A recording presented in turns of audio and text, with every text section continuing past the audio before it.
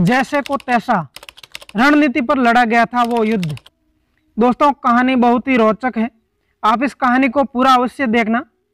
आपने सुना होगा और इतिहास पढ़ा होगा कि बीकानेर के महाराजा जैत सिंह हुआ करते थे।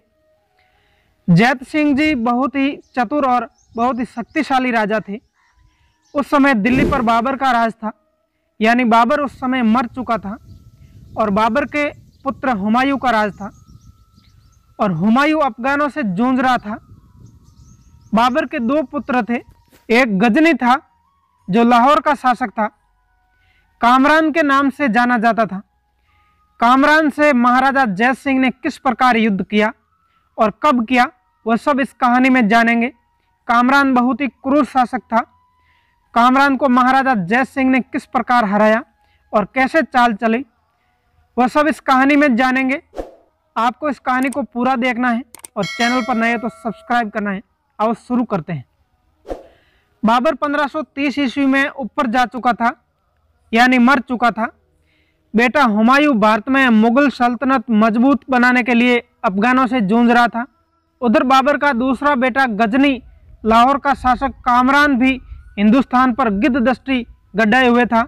उसने हुमायूं के गिरेबा तक पहुंच बनाने में राजपुताना के राजपूत सबसे बड़ी बाधा थे, इसलिए कामरान को सबसे पहले उसको रास्ते से हटाना जरूरी लगा।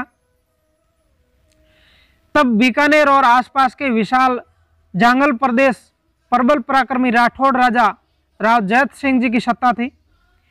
कामरान ने राव जैत सिंह जी को संदेश भेजा, तत्काल हथियार डालो और 10 करोड़ रुपए दो और एक राजकन्या भी दो। यह सुनते ही जैत सिंह जी का खून खौल गया। जैत सिंह जी ने भी कामरान के वध और युद्ध की घोषणा करते हुए दूत को खाली हाथ लौटा दिया। जवाब में बौखलाया कामरान 1000 अमीरों के साथ बाबर से भी दोगुने आधुनिक हथियार और तोपखाने सुसज्जित सेना लेकर जांगल प्रदेश पर चढ़ आया। संतुलन पार कर उसने बिजली की गति से भटनेर को घेर लिया। रास्ते में कई कस्बों को रौंदते आया। कामरान की तोपों के आगे भटनेर का किला टिक न सका।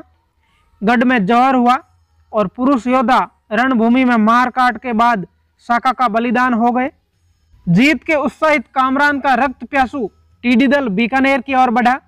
जैत सिंह जी ने चतुराई से काम लेते हुए अधिकतर प्रजा को सुरक्षित स्थानों पर पहुंचा दिया और स्वयं भी मुख्य सेना सहित सौभाग्य द्वीप दुर्ग की गुप्त स्थानों पर चले गए।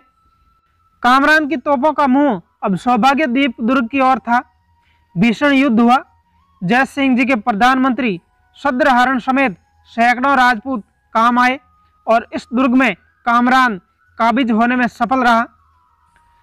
इस्लामी लश्कर जल्दी ही रंग दिखाने लगा। हजारों स्त्रियों बच्चों को बंधक बना लिया। उसकी लूट और जुल्मों का दास्तान सुन राव जैत सिंह जी ने गुजरात, मुल्तान, मालवा आदि तक के राजाओं को युद्ध के साथ आने का निमंत्रण भेजा। किसी ने इनकार नहीं किया, सब आ गए।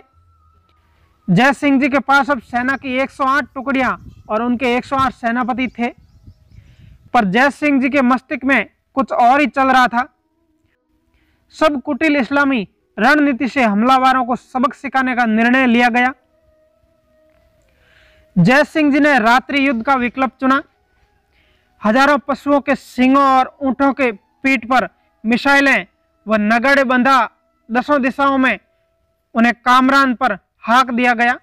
विशेष प्रकार की व्यूह रचना बनाकर बिजली की गति से अंधेरे में ऐसा भीषण आक्रमण किया गया कि कामरान की सेना भौचक्की रह गई। जलती मिसाइलों, हजारों पशुओं और हजारों राजपूतों की हुंकारों से खुद को घिरा देख मुगलों में भगदड़ मच गई। कामरान का शीश त्राण गिर गया, पर भागने की जल्दी में उसे उठाने का प्रयास तक नहीं किया। राजपूत विजयी रहे और कामरान की सेना उल्टे पांव भाग निकली। रोचक बात 26 अक्टूबर 1534 को हुई। राती घाटी के इस युद्ध में युद्ध कोष हर हर महादेव नहीं बल्कि राम राम था। और दुर्भाग्य की बात है, जिस राव जैत सिंह जी ने सभी राजाओं को एकजुट किया, मलेच्छों को भगाया, उसी राव जैत सिंह जी को अपने पड़ोसी राजा जोधपुर के राव मालदेव के हाथों कुछ वर्षों बाद 1541 ईस्वी में अपनी जान और राज्य गंवाना पड़ा। दोस्तों, ये थी राजा राव जैत सिंह जी की कहानी कैसी लगी कमेंट करके बताना। धन्यवाद।